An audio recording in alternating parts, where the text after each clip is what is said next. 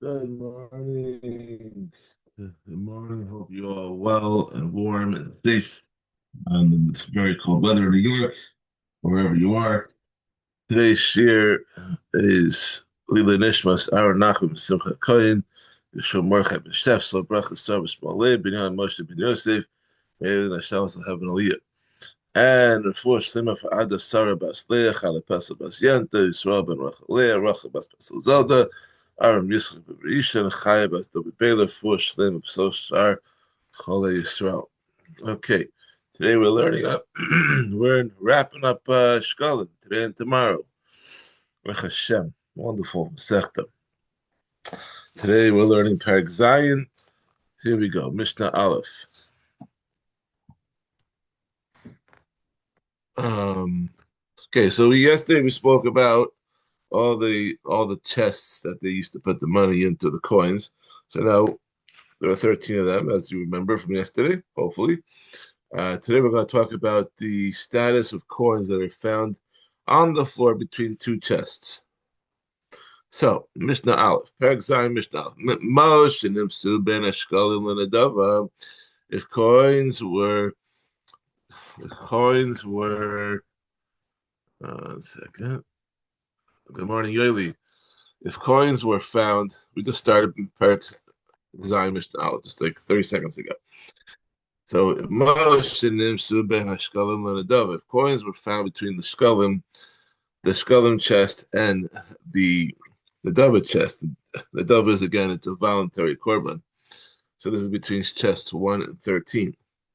Um, Apparently the 13 chests stood in a circle, so that the first chest, that of Shkalim, stood adjacent to the 13th, that of voluntary offerings. If you look like at a clock, you have a clock like formation. So our clocks have numbers 1 through 12, 12 being at the very center and one being a little, 5 degrees off. Um, so you have a similar thing over here where the where the collection chests were in a circle, kind of like a clock-like circle. And although the 1 o'clock and the chest number 1 and chest number 13 were more like on a clock, we were like in the 3 o'clock position.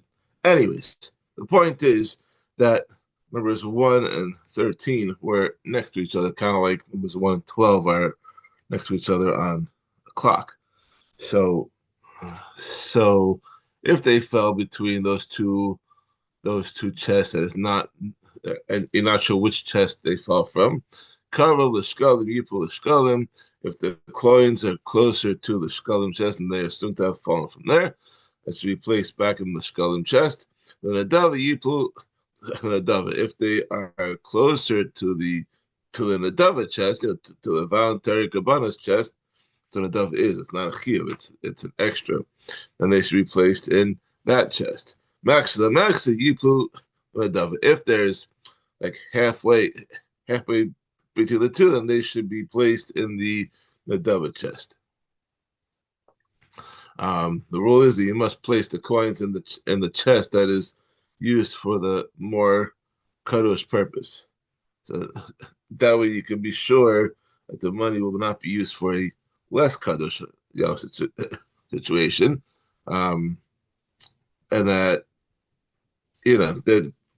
than the one that was originally designated to. So the coins that are in the Nadava chest are used only for the Korban Ola, which are entirely burnt on the Mizbeach. Therefore, whereas those in the Shkalim chest are used to buy the Korban Tamid, which is partially eaten by the Kohanim, such as the Chatas of the Rosh Chodesh or the Yom Tovim. Therefore, the Nadava chest is more Kodesh, and you put the money over there.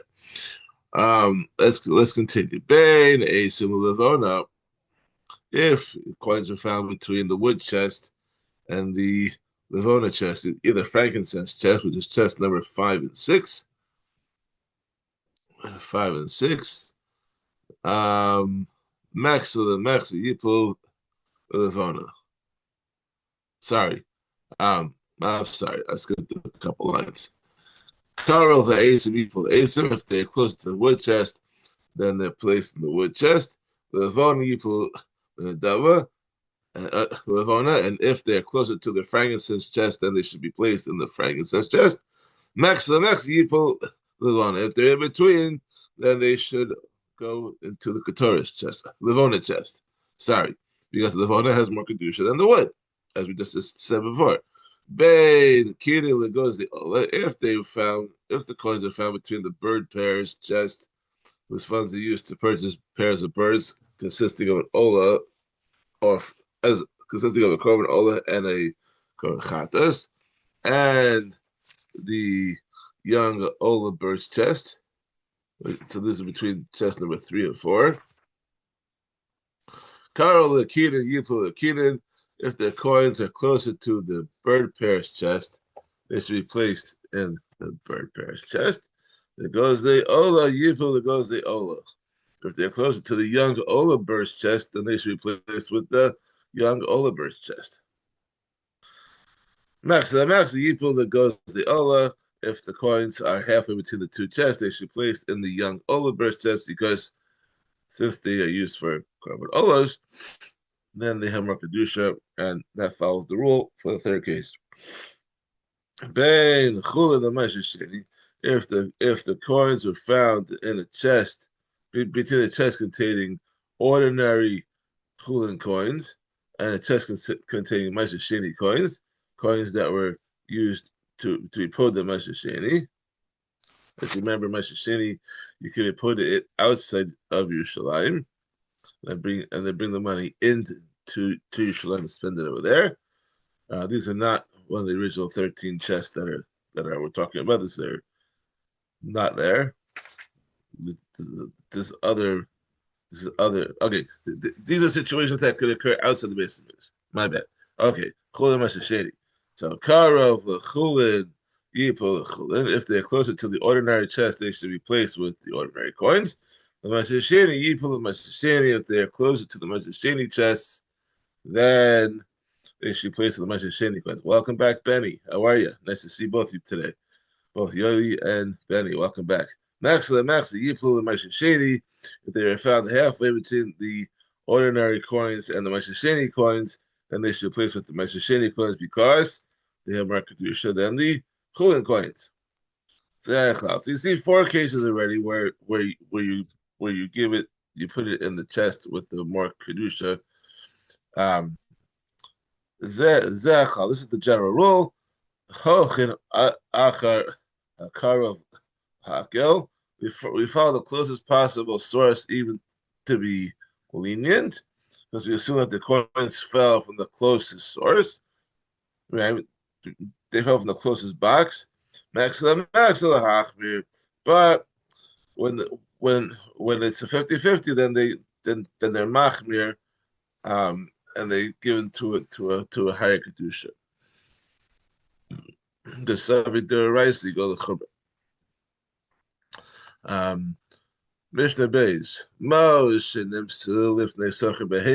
Coins that are found in front of where the animal dealers are selling their animals in Yerushalayim. The Ola Meiser. Those are always that money is always assumed to mention Sheni because most of the animals that are purchased in Yerushalayim throughout the year are bought with Meiser Sheni money. Yeah, because you have to bring the money up to Yerushalayim. You have to bring the produce instead of you reported the produce in out to Yerushalayim, then you brought the money up and you used that money to buy karbanos or whatever you needed for your stay in Yerushalayim. So Bahar Abayas Chulin. However, coins that are found on the Har Abayas are assumed to be Chulin coins. Why? Because most of the money that's carried around Yerushalayim is not Meshachini money. Even if the money was found during the Shlosh Shekalim, when most of the money in Yerushalayim is Meshachini, we may still assume that the money had fallen before the Chag, when most of the money is not Meshachini. Okay, Yerushalayim. But if money is found anywhere else in Yerushalayim, then the lech is as follows: B'shas Regel Meiser. If it was found during the Shlosh Regalim, is assumed to be Sheni money. When we say Shlosh Regalim, we're also talking about by Shavuos time, you were able to bring the karban the karbanos of shlamim of Shavuos up to 6 days after the day of Shavuos. Because Shavuos is only one day holiday, but the karbanos were brought for all seven. So I'm assuming that's what we're talking about over here. So that if someone, because you're not carrying money on Yontif itself, so if it's referring to all three Regalim, you're obviously talking about the days that are following Shavuos, which we in Chutz La'aretz don't say Tachanun. Yay! So if it's found during one of the days of the Yom Tov and Pesach, Shavuos, and Sukkot, it's assumed to be Moshe Sheni money, since Yerushalayim is flooded with people who have come for the Chag and brought the Moshe Sheni money with them. We cannot assume that the money fell before the Chag, if the streets of Yerushalayim were carefully swept each day and had the money fallen before the Chag, it would surely have been found and removed immediately. The coins found at any other time of the year, Chulin, are assumed to be Chulin money, since there's more ordinary money in Yerushalayim throughout the year than Moshe Sheni money. Okay. Mishnah Gimel. Basar Shenimsa Bazar, meat was found in the Chatzor of the Beis Hamikdash, and you don't know the status. Avarin Olos, if whole limbs were found, and the meat was meaning that the meat was cut into large cuts, into which an ola is divided before being placed on the mizbeach. You can just take the whole animal, throw it up on the mizbeach. You have to cut it up. They are assumed to be the meat of korban olas, since only the korban ola is cut into limbs. The meat of other offerings, which is meant to be eaten, is cut into slices. The chatichas chatos, the slices of meat were found in the azara. They are assumed to be from a korban chatas. Even though all korbanos whose meat is eaten are cut into slices, it's unusual to eat the meat of shlamim or other korbanos in the chatzor, since they may be eaten throughout Yerushalayim. The meat is therefore assumed to be chatas, because a chatas is one of the kachim, and it had to be eaten in the Beis Hamikdash. Asham, either chatas or an asham, or kachim. Yerushalayim, if it was found outside the Beis Hamikdash, anywhere in Yerushalayim, zivchei shlamim is assumed to be that of a shlamim, of a korban shlamim, since those may be eaten throughout Yerushalayim. They were cut Shekalim.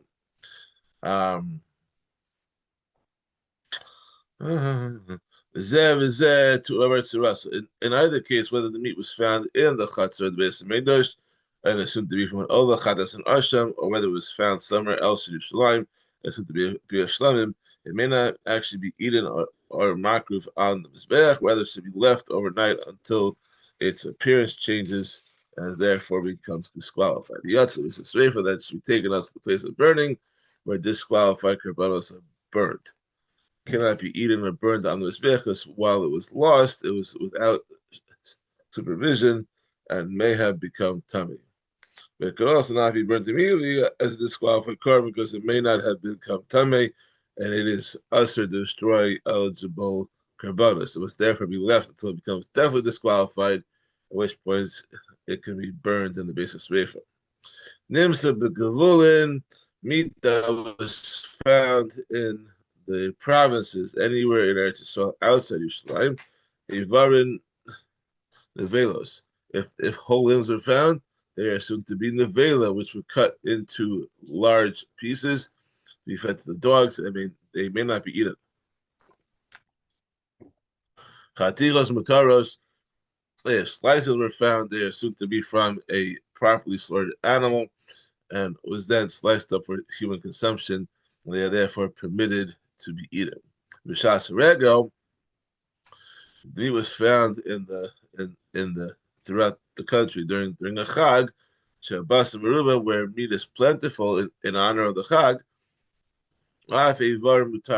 Even whole limbs are mutter, because due to the great volume of meat being consumed during the chag, it was customary to cook whole limbs instead of slicing all the meat into smaller pieces. Very interesting. Mishnah Daled. Behema shenimsas miyushalayim v'ad Migdal Eder. If a live animal is found between Yerushalayim and Migdal Eder, which is a place that's not far from Yerushalayim, it's approximately 6.8 miles from Yerushalayim. Ukimidasa l'chol ruach, or at that distance from Yerushalayim in any direction, we assume that it comes from Yerushalayim, since most animals in Yerushalayim are hektish, were makdish as karbanos. We must assume that this animal is a korban. Therefore, Secharim Olas, any male animals found there are assumed to be korban Olas, since because an Ola is a male animal. The kevas of Shlamim and any female animals found there are assumed to be Shlamim, and they're offered on the Zbech Shlamim because females they cannot be Olos, and they are assumed to be Shlamim. Rabbi Yehuda says, Heroi l'psachim psachim. If the animals are found that are fit to be Pesach offerings, they are, meaning that they're male sheep or goats in the first year, then they are assumed to be Pesach offerings. Kodon l'regel shlashim yom. If they are found in 30 days before Pesach, since the law is, why is it 30 days? Because we start learning Hilchos Pesach 30 days before Pesach, and people start to mock their animals for the Pesach offering at that time. Therefore, any lambs or kids found during the period are assumed to be a Korban Pesach. Mishnah Hey, very shown. We have 7 Mishnah. 3 more to go. Very shown. Originally, Hayim Mashkinin as Motza'eha. The Beis Din would take collateral from the finder of a lost animal. The seized property of someone who refused to pay and hold it until he paid.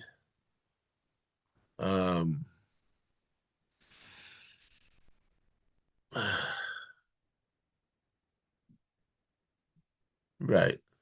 So hold on. We were just talking about the previous ministers. We were talking about the animals found in the vicinity of Yerushalayim. It should be offered either as a Ola or Shlamim Korbanos, depending on whether they were male or female. However, both Ola and Shlamim Korbanos must be accompanied by a Mincha and a Nesachim. So now the question is, who has to pay for these? So the Mishnah starts off that originally the Beis Din would take collateral from the finder of a lost animal, actually maybe in the Sechel, until he would bring the accompanying Minchas Nesachim for the korban, in the flour offering and the nisachayai. As a result, people began to leave the animals they found and flee. They should not be obligated to pay for the nesachim. No good deed goes unpunished. If I found it, why should I be chayiv to pay these to pay for this stuff? He's scheming based, and therefore the Beis Din set up this by Michel Sibar that the accompanying nesachim should come from communal money from the Beis Hamikdash treasury. I'm not exactly sure which chest they took that out from. Well, that's a different conversation. And it came from the general fund used to pay for communal offerings for the Chumas Halishka. Okay. Mishnah Vav. Okay, so in addition to the rules instituted by the Beis Din to use the Mikdash funds to pay for the Nesachim of the found offering, there were other rules that were instituted at the same time. Amar Shimon said, Shima derived Miskin the Beis Din that the Beis Din instituted 7 rules relating to Karbanos. And this rule that we just mentioned is one of them. And now we're going to learn the other 6. If a non-Jew sent his Ola offering, his called Ola from overseas, and he sent money for his Nesachim along with it, then the Nesachim are offered from his own money. The money he sent is used to pay for the Nesachim. Being love, but if he did not send the money for the Nesachim, Kraven Mishal Tzibur, then the Nesachim offered from communal funds, from the Mikdash treasury, the fund for Kabbanos. That was the second rule. The next rule, similarly, if a convert died without any Yorshim, and left behind animals, he was makdish as Karbanos. If he had also set aside money to use for the accompanying the Sachim, then the Sachim would brought him his money. If not, they are offered from communal funds. Okay, so you know that the Kohen Gadol brought a daily mincha offering. It's called minchas chavita. They brought every single day, and that consisted of a tenth of an ephah, of flour, fried in olive oil, and baked into 12 loaves. Half of those were offered in the morning, and the other half in the afternoon. Kohen Gadol brought this daily, from his own money. The Mishnah now talks about who must pay for these offering when the Kohen Gadol dies, and no one has yet been appointed to replace him. But Tanai based in, and this is a stipulation of the based in, Al Kohen Gadol Shemei is considered a Kohen Gadol who died. That if another Kohen Gadol has not yet been appointed to take his place, that his daily mincha offering, which must be brought even though there is no Kohen Gadol in office, should be offered from communal funds.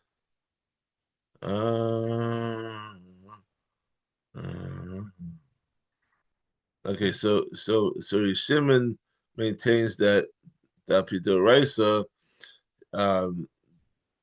when that the minchas chavita should be brought from communal funds even when the Kohen Gadol dies. However, when the basis saw the strain on the community funds was too great, they instituted that the heirs of the Kohen Gadol must pay for the korban until the next Kohen Gadol is installed.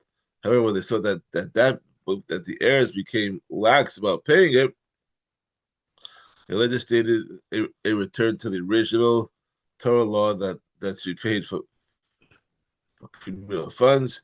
For this reason, Rabbi Shimon calls it a stipulation of the court. Very cool.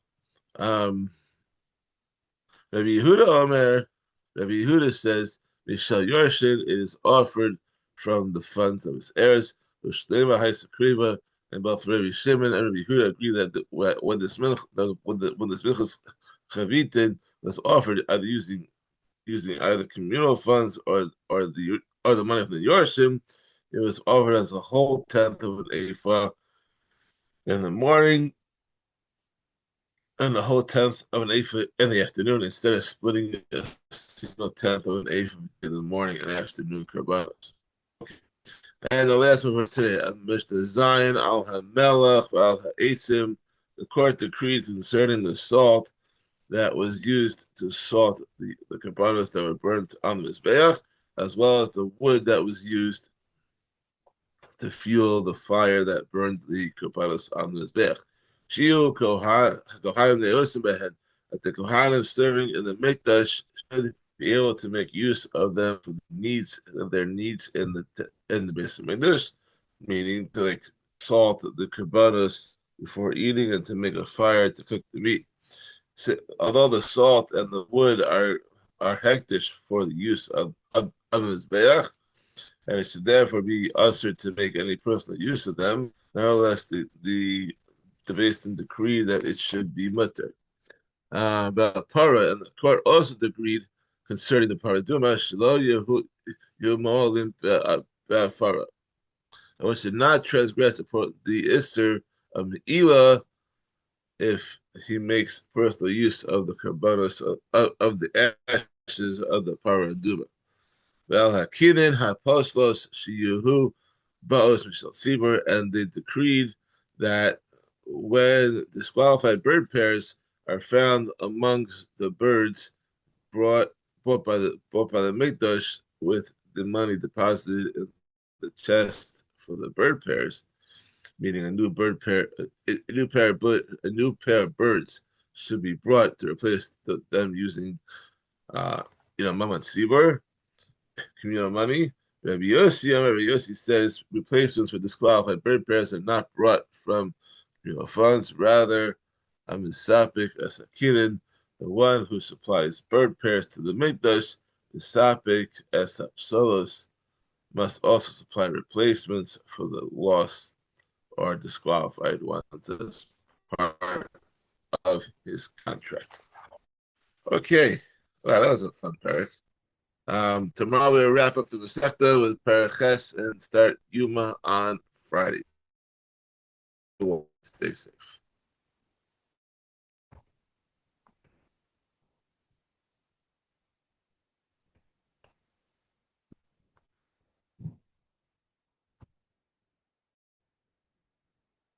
No, stop.